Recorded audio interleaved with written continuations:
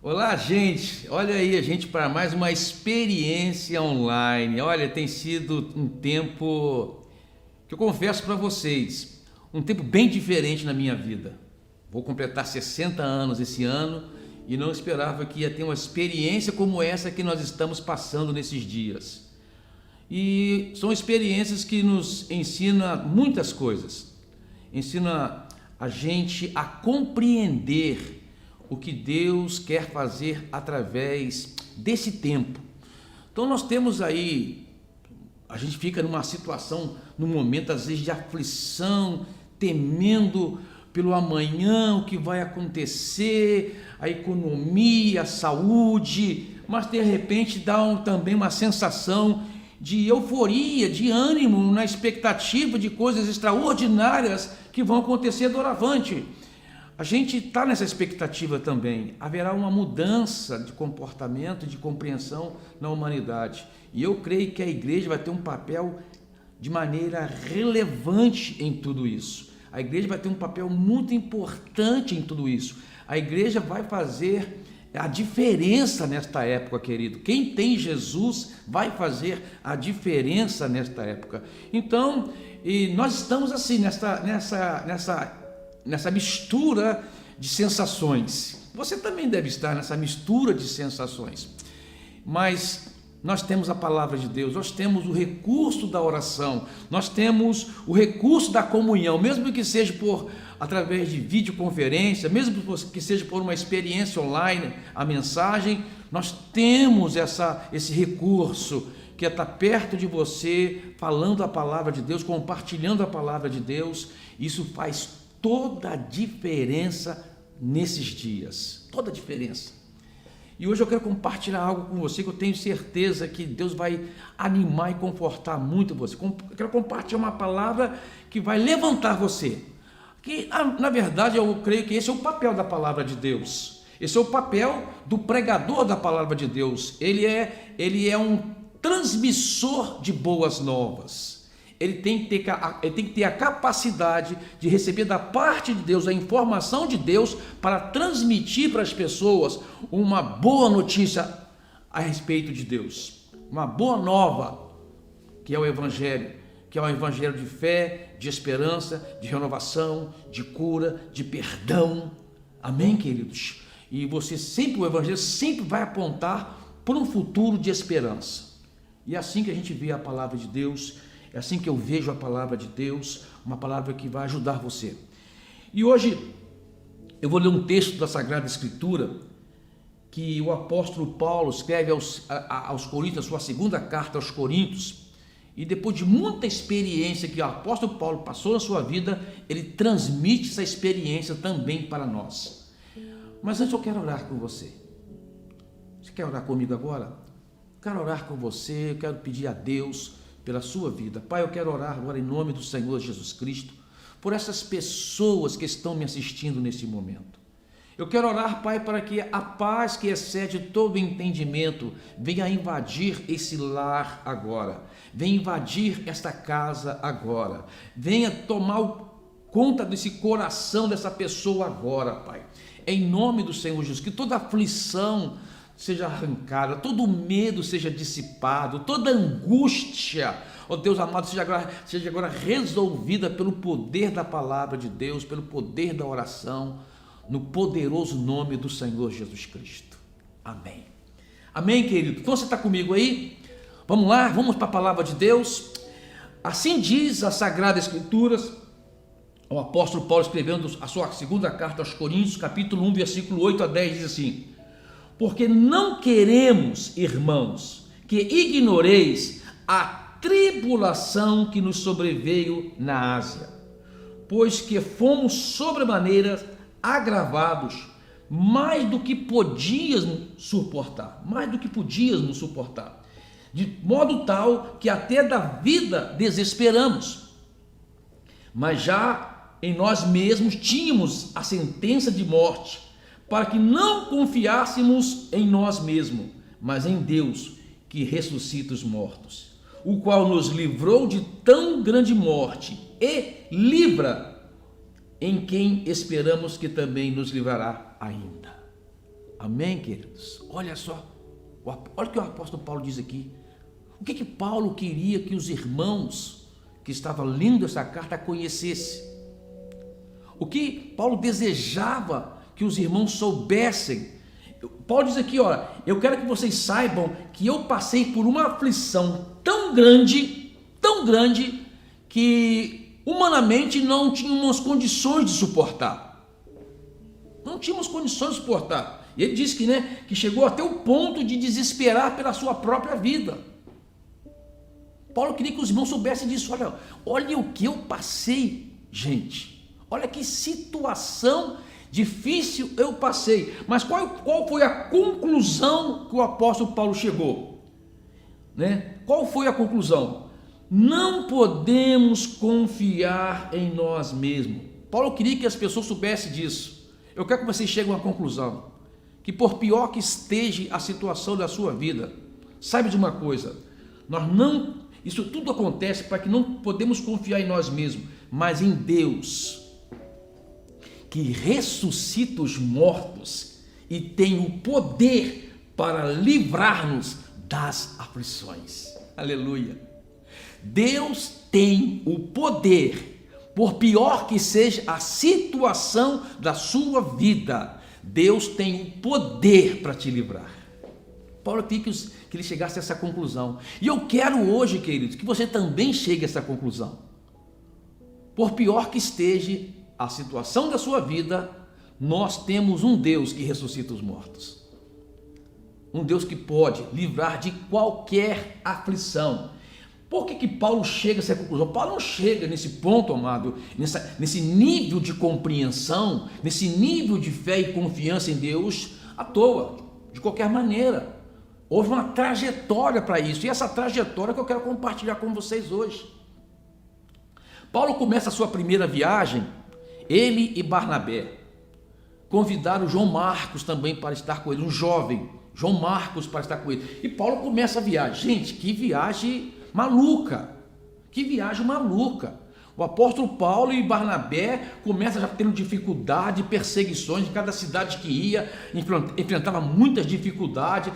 E foi tantas que no meio da viagem, João Marcos, no perrengue danado, resolveu voltar. Disse: eu vou voltar, não aguento essa pegada não. O jovem João Marcos pediu para voltar para Jerusalém. E Paulo e Barnabé continuam e passa por perseguições, são açoitados nas cidades. É interessante, amado, que cada cidade que o apóstolo Paulo ia e que ele passava uma circunstância diversa, uma situação difícil, empurrava Paulo e Barnabé para a próxima cidade, e na próxima cidade o que eles faziam? Continuava pregando o evangelho, continuava falando de Jesus, o amor de Jesus, passava por uma situação difícil e essa situação empurrava Paulo e Barnabé para a próxima cidade. E eu vejo aí, amado, uma coisa de Deus. Quando nós compreendemos certas coisas na nossa vida, nós compreendemos que aquela situação talvez nos empurre cada vez mais para o plano e o propósito de Deus na nossa vida. Glória a Deus por isso. Gente, pensa isso. Às vezes você passando por uma situação difícil, é justamente aquela situação difícil que você está passando que vai te empurrar para o próximo passo de bênção que Deus tem para a sua vida. Isso é legal demais, gente. Mas Paulo e Barnabé faz, e eles concluem a viagem, voltam depois de pegar em várias cidades, passar por muitas situações, presos, açoitados, muitas coisas. Aí vem o que eu quero compartilhar com vocês, que eu acho muito interessante, que está em Atos 15:36. Olha que Paulo diz assim, ó. Aí Paulo, depois que acabou a viagem, deram uma descansada, penso ali que uns 15 dias, um mês descansando, Paulo chama Barnabé e fala assim para Barnabé, olha o que diz o texto, ó.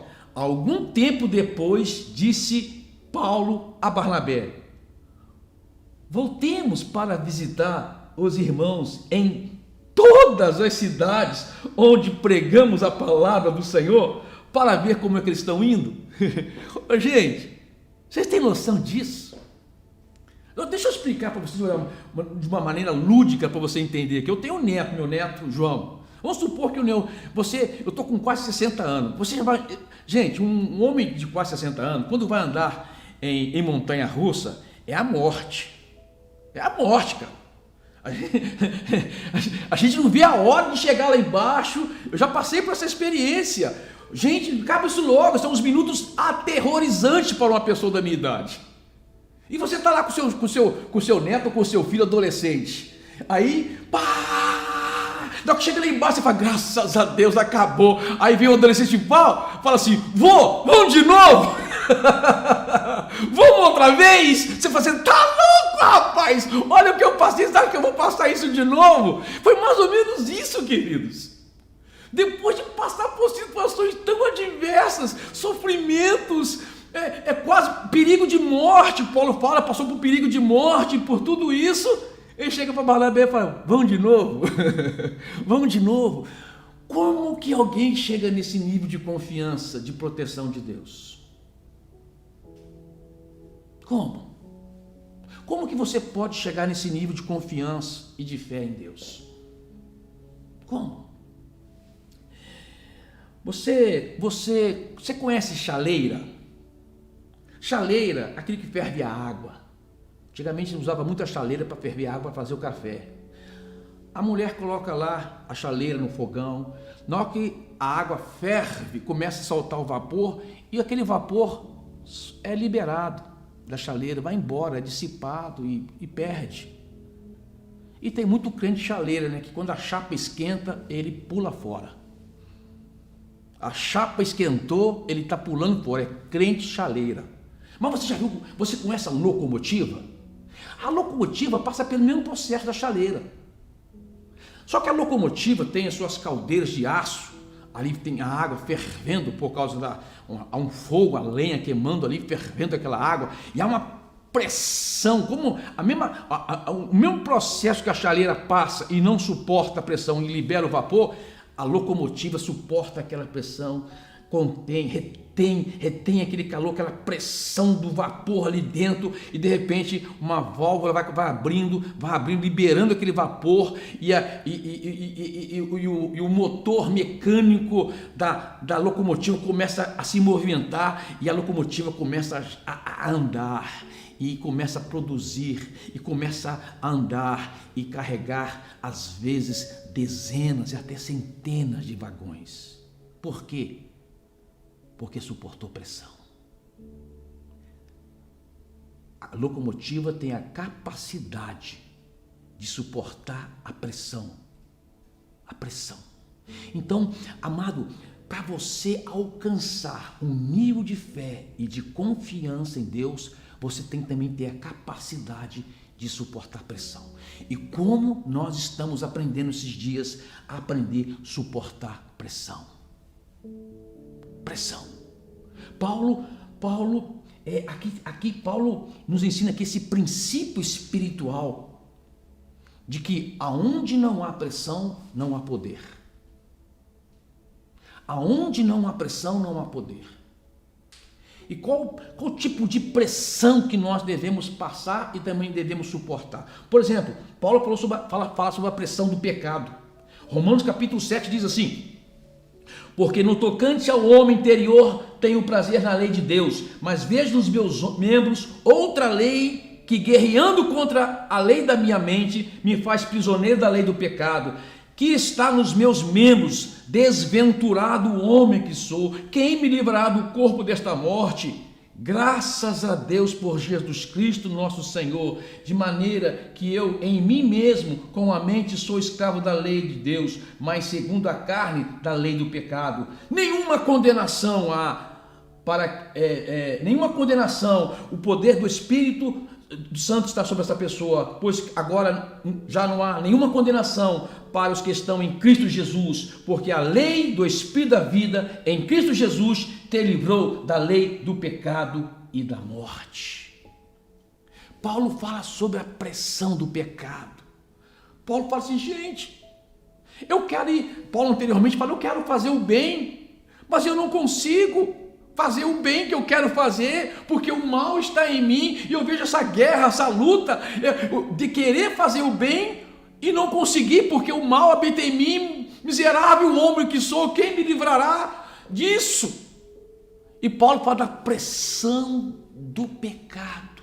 Mas deixa eu falar para você uma coisa, tem gente que pergunta, pastor Paulo, Quando é que eu vou me livrar da pressão do pecado? Amado, enquanto você viver, você vai estar debaixo dessa pressão. Mas deixa eu dar uma notícia para você. É justamente essa pressão do pecado que te empurra para perto de Deus. É não querer pecar, é não se render ao pecado, leva você a se aproximar ainda mais de Deus, confiar na obra de Jesus na cruz por você, e você mortificar seu corpo dia após dia, para fazer a vontade de Deus na sua vida.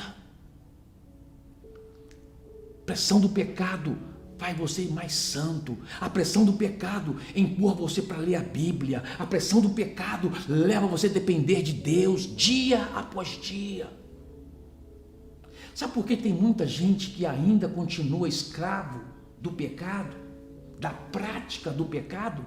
Porque ainda não tem noção da consequência do pecado. Você já ouviu falar de armadilha para pegar macaco? Eu já li sobre isso. Os caçadores na selva colocam lá uma caixa, e dentro dessa caixa coloca lá uma castanha que o macaco gosta. E o macaco sentindo que ali tem uma castanha, ele vem, desce da árvore, enfia a mão ali dentro daquela caixa e pega a castanha. Só que quando ele vai tirar, ele não consegue, porque a mão dele está fechada e fica presa no buraco que ele ficou com a mão com muito esforço. E ali tentando tirar, ele não consegue, fica preso naquela situação, e nisso vem o caçador com um porrete na mão para pegar aquele macaco. E ele fica desesperado, só que ele não, é simples, é só ele abrir a mão, soltar aquela castanha e está livre. Mas ele não consegue, porque está preso ao desejo de ter aquela castanha. Amada, a Bíblia fala que o salário do pecado é a morte. Enquanto a pessoa não ter consciência de que a consequência do pecado é a morte, e essa morte não é a morte física, é morte espiritual, é a separação de Deus, é o distanciamento de Deus. Você vai passar constantemente por essa pressão, querido. Mas essa pressão não tem de que distanciar você de Deus. Essa pressão tem que aproximar você de Deus. Você dizer, não vale a pena segurar essa castanha, não vale a pena ficar na prática desse pecado, não vale a pena ficar segurando essa coisa que está me levando à morte. Você está entendendo? É o primeiro tipo de pressão que o apóstolo Paulo passou na vida dele, e ele soube vencer essa pressão. Amado, não tem poder sem pressão. Não tem poder sem pressão. A segunda situação de pressão que o apóstolo Paulo fala é da necessidade.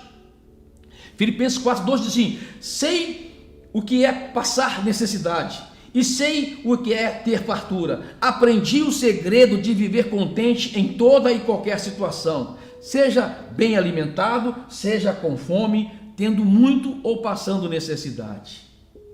Paulo sabia passar por necessidade. Paulo largou tudo por causa do Evangelho. Ele sabia o que é passar necessidade. E você sabe, amado, a necessidade faz você orar. Quantas pessoas agora estão orando mais? Buscando a Deus mais. Buscando a Deus mais. E olha que a pessoa está orando intensamente. Você sabe quando você sabe que realmente você está necessitando de uma coisa? É quando você ora constantemente a favor daquilo. Quando você ora 1, 2, 3 vezes e acabou, e você parou de orar, é porque aquilo não tinha tanta necessidade para você. Se você esquece de um motivo de oração logo, é porque na verdade aquilo não era importante para você. Mas quando você tem uma necessidade e sabe da importância daquilo, você busca a oração até você ter a resposta. Ou seja, a necessidade, a pressão da necessidade te faz orar. Você sabe que é uma escola, essa pressão é uma escola. Hoje, como nunca, tem muita gente aprendendo nessa escola, a escola da necessidade.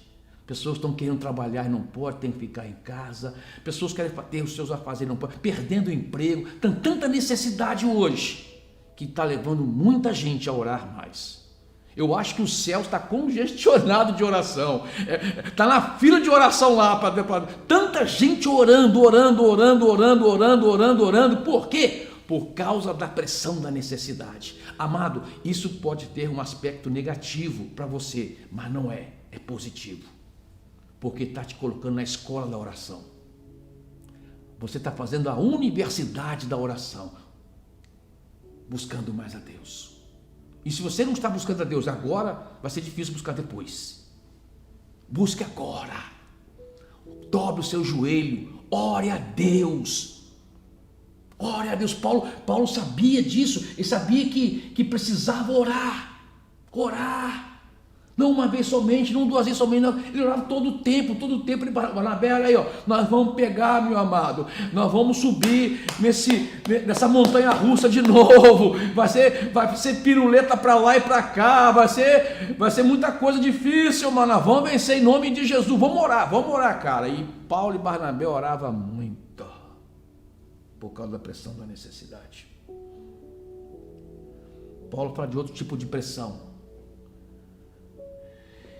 Em 2 Coríntios 4, ele fala assim, versículo 8: de todos os lados somos pressionados, mas não desanimados.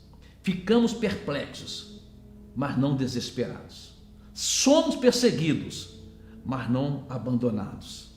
Abatidos, mas não destruídos. Tivemos sempre em nosso corpo o morrer de Jesus, para que a vida de Jesus também seja revelada em nosso corpo. Pois nós que estamos vivos, somos sempre entregues à morte por amor a Jesus, para que a vida também se manifeste em nosso corpo mortal. Gente, a pressão das circunstâncias. Hoje está todo mundo debaixo da pressão das circunstâncias. Não tem como fugir.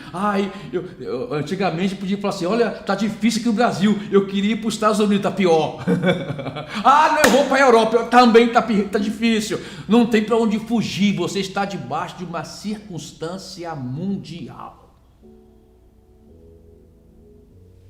E Paulo fala aqui um segredo, amado. Paulo fala assim, eu sei suportar toda essa pressão.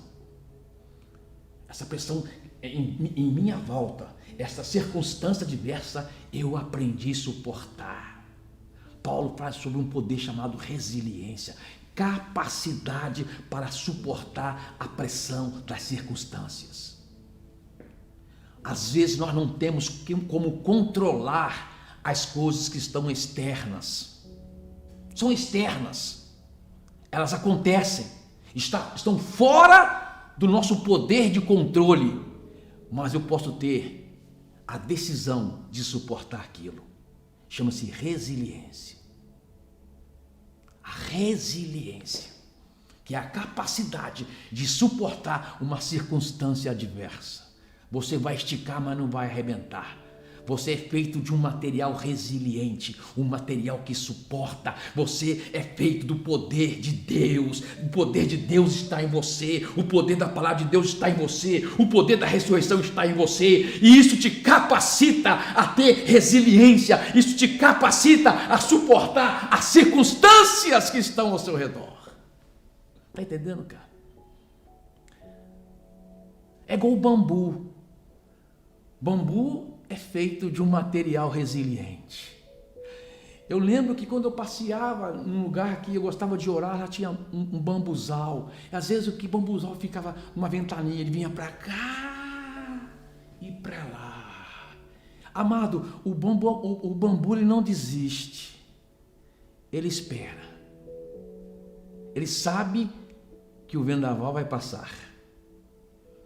Ele simplesmente suporta. Ele suporta a pressão do vento. Ele suporta a pressão da tempestade, porque ele sabe que vai passar.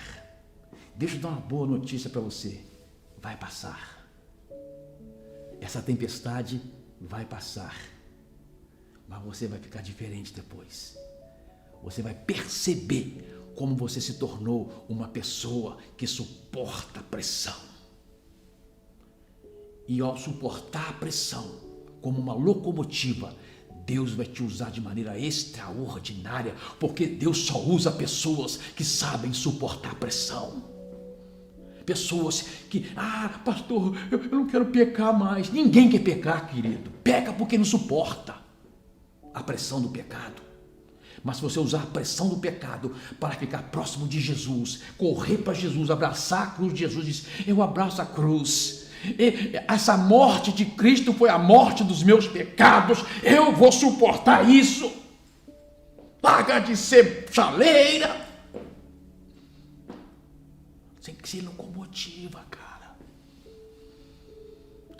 Pressão da necessidade.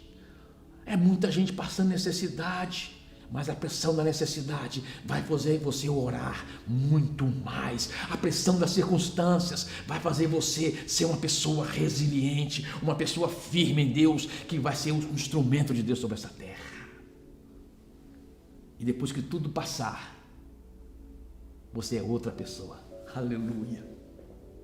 Glória a Deus. Como eu disse no começo, é uma mistura de emoção esse tempo que nós estamos passando.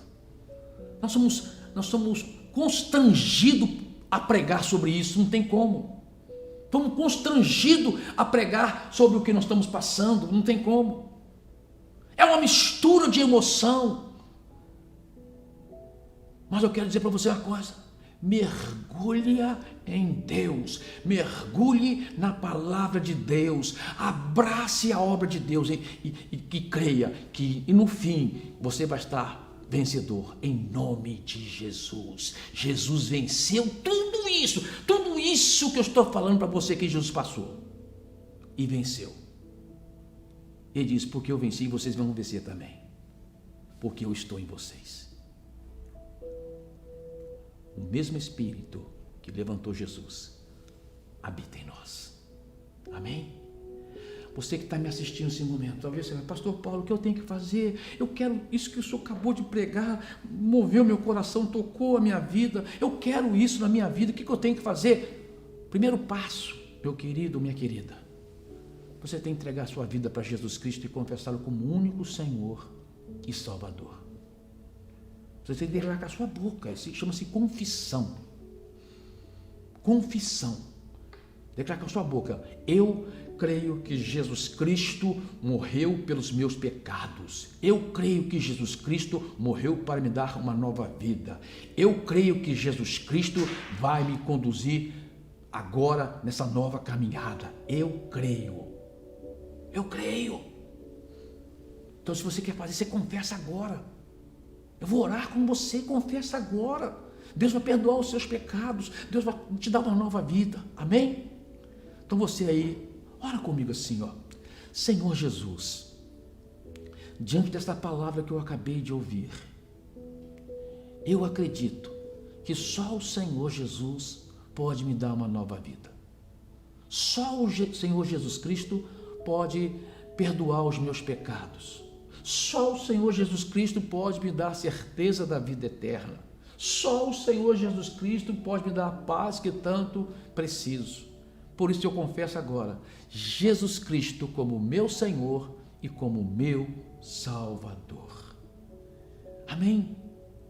Gente, essa singela oração, simples, é a oração mais importante da sua vida.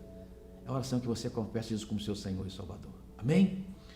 Eu quero orar, encerrando com vocês que estão me assistindo também, pedir para que Deus continue cuidando de você nesse tempo e que essa palavra pregada agora seja gravada no seu coração.